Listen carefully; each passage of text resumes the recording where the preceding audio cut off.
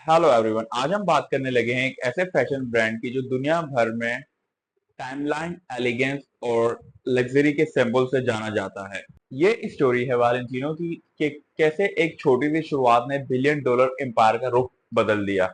जी हाँ, आज हम कंप्लीट में इसकी केस स्टडी करने वाले हैं वैलेंटिनो ब्रांड की कि ये कैसे इतना बड़ा ब्रांड बना और इसकी हर स्टेप को इसकी बारीकी से समझने की कोशिश करेंगे। इसकी मार्केटिंग स्ट्रेटेजी से लेकर इसकी ब्रांडिंग और सेल्स वगैरह और टोटल रेवेन्यू और प्रॉफिट्स वगैरह सब हम आपके सामने रखेंगे।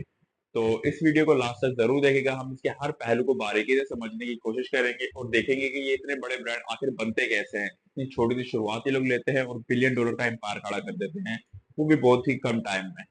तो इस वीडियो को लास्ट तक जरूर देखेगा। ये स्टोरी बहुत ही इंटरेस्टिंग है।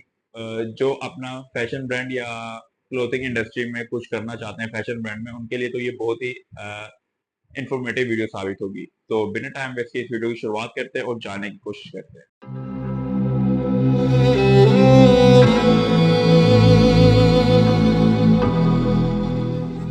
वैलेंटिनो की कहानी शुरू होती है 1960s में, जहां वैलेंटिनो गैरावेनी ने अपना कोचर होम इटली में इस्टेब्लिश किया। उस टाइम उनका विजन था कि फैशन की इंडस्ट्री में कुछ अलग और कुछ हटके करना है, तभी मार्केट का लीडर बना जा सकता है। तो उनका विजन बिल्कुल क्लियर था फैशन इंडस्ट्री के हवाले से कि कुछ करना है तो कुछ डिफरेंट करना होगा मार्केट में।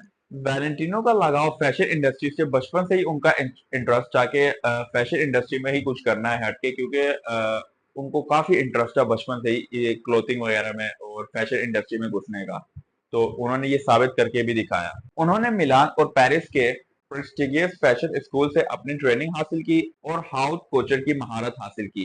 पेरिस में एजुकेशन के दौरान ही वैलेंटिनो ने फ्रेंच फैशन और रिफाइनमेंट के डिटेलिंग को सीखा।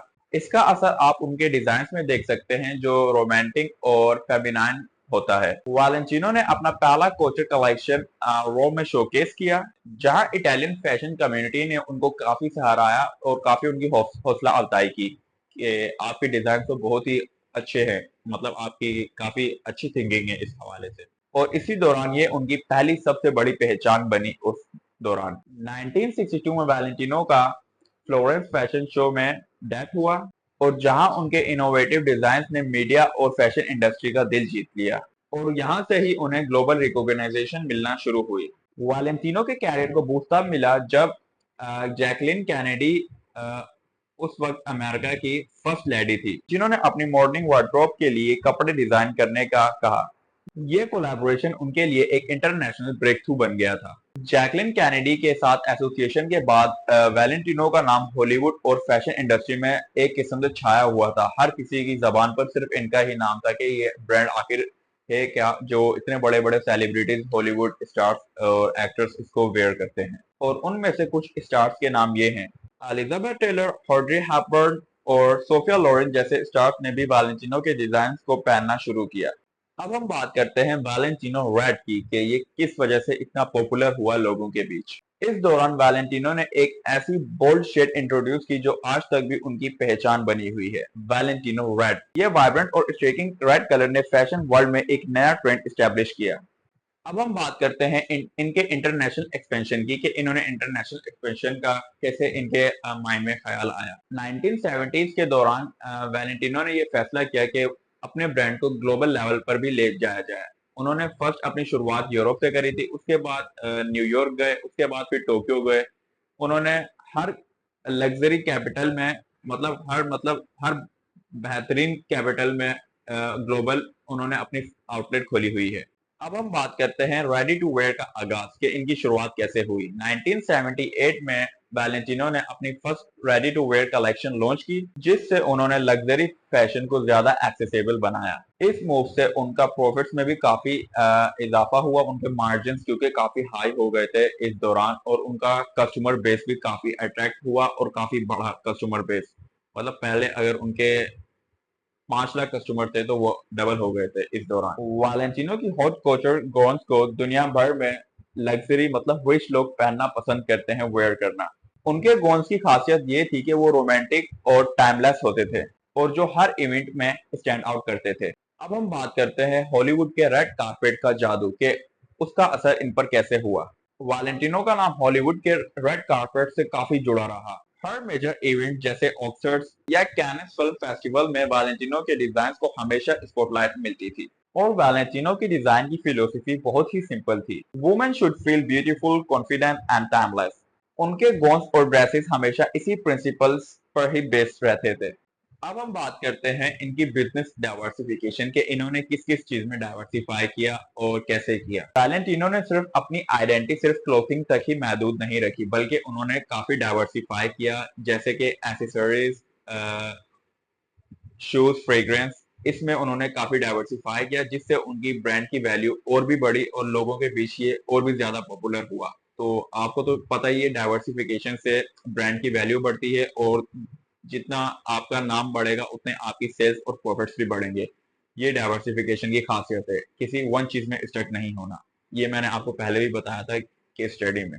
2008 2008 में मार्विया ग्रेजी और पायरा पाओलो और पीकेसी ओली को वैलेंटाइन का क्रिएटिव डायरेक्टर बना दिया। उन्होंने ब्रांड के एस्थेटिक को मॉडर्न और रेलिवेंट बनाया और उनका काम काफी सक्सेसफुल रहा। इसी दौरान 2007 में वैलेंटिनो गैरावेनी ने अपनी रिटायरमेंट की अनाउंसमेंट की, मगर उनकी लेगेसी आज भी उनके ब्रांड में जिंदा है और उनकी ग्रोथ हमेशा आगे की होती है और ब्रांड की ग्रोथ उनके बाद ही मेंटेन ही रही। 2016 में पार पाओलो ने सोलो डायरेक्टर का रोल संभाला। उन्होंने वैलेंटिनो को एक मॉडर्न फैशन में फॉरवर्ड किया, जो न्यू एज कंज्यूमर्स को अट्रैक्ट करने में काफी मददगार साबित हुआ इनके लिए। आज के वक्त दुनिया भर में वैलेंटिनो की 160 प्लस बोटिक्स हैं, जो हाई एंड फैशन कैपिटल्स में हैं, जैसे कि न्यूयॉर्क, पेरिस और टोक्यो वगैरह में। ब्रांड का हर स्टोर एक लग्जरी एक्सपीरियंस ऑफर करता है अपने कंज्यूमर्स को। अब हम बात करते हैं कि डिजिटल मार्केटिंग इनके लिए कैसे बेनिफिशियल साबित हुई और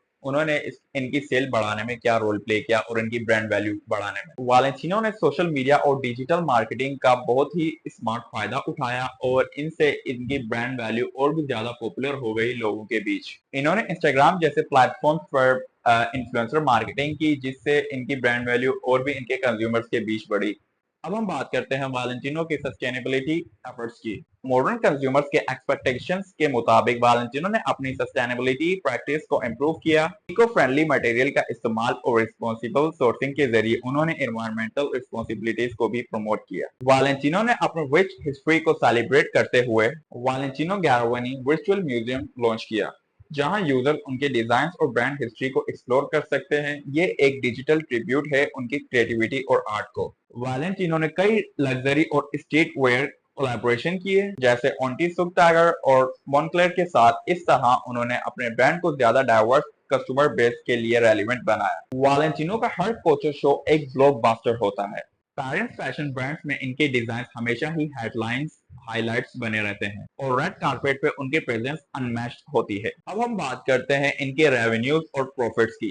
2024 तक इस टाइम एस्टिमेट किया जाता है कि इनका टोटल रेवेन्यू 1.5 बिलियन डॉलर्स है और इनका इनमें से प्रॉफिट 280 मिलियन डॉलर्स है। ये कंसिस्टेंट ग्रोथ और उनकी स्ट्रॉन्ग स्ट्रेटेजी ने उनको इस काबिल पहुंचाया जहां वो आज मौजूद हैं। आज के वक्त में वैलेंटिनो की टोटल नेटवर्थ 3 बिलियन डॉलर्स है। ये ब्रांड ना सिर्फ अपने रूट्स को हमेशा जिंदा रखता है, बल्कि हर नए जमाने के ट्रेंड्स के साथ इन्वॉल्व भी होता है। वैलेंटिनो का फ्यूचर काफी ब्राइट लगता है, जहां इन्होंने इनोवेशन का, अगर ऐसे ही इन्होंने इनोवेट करते रहे तो ये काफी जल्द ही एक बहुत ही मजबूत फैशन ब्रांड बन सकता है आने वाले टाइम में। अभी भी ये कम नहीं है, इनको लग्जरी सिंबल्स के नाम से जाना जाता है ऑल ओवर वर्ल्ड।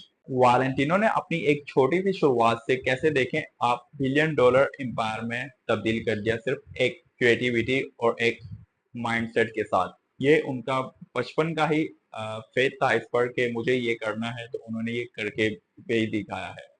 कैसे उनकी बचपन से ही इसको 1 बिलियन डॉलर एम्पायर बनाने का विजन था और उन्होंने इसको अचीव भी किया। ये कहानी हमें सिखाती है कि टाइमलेस एलिगेंस और मॉडर्न इनोवेशन का कॉम्बिनेशन आपको दुनिया भर में सक्सेसफुल बनाता है। आपको कैसी लगी यह वैलेंटिनो की कहानी?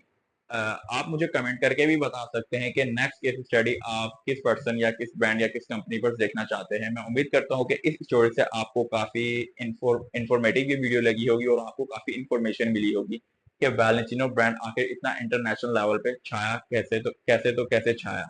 तो उसके बैकग्राउंड पे यही कहानी थी जो मैंने आपके सामने रखी। तो उम्मीद करता हूँ कि इस स्टोरी से आपने काफ़ी इन्फॉर्मेशन मिली होगी कि कैसे ये फैशन ब्रांड इतना लग्ज़री बना। अगर आप में से किसी लोग ने इसका फर्स्ट टाइम नाम सुना है, उनको भी काफ़ी इन्फॉर्मेशन मिली होगी इस ब्रांड की। तो उम्मीद करता हूँ कि ये वीडियो आपके लिए काफ़ी इन्फॉर्मेटिव साबित हुई होगी। तो आज के लिए इतना ही, मिलते हैं एक और नई वीडियो में, तब तक के लिए। ओके, जय हाफिज। और जो मेरी ये वीडियो फर्स्ट टाइम देख रहे हैं, तो वो मेरे चैनल को सब्सक्राइब भी कर सकते हैं और वीडियो अच्छी लगे तो इसको लाइक भी कर सकते हैं।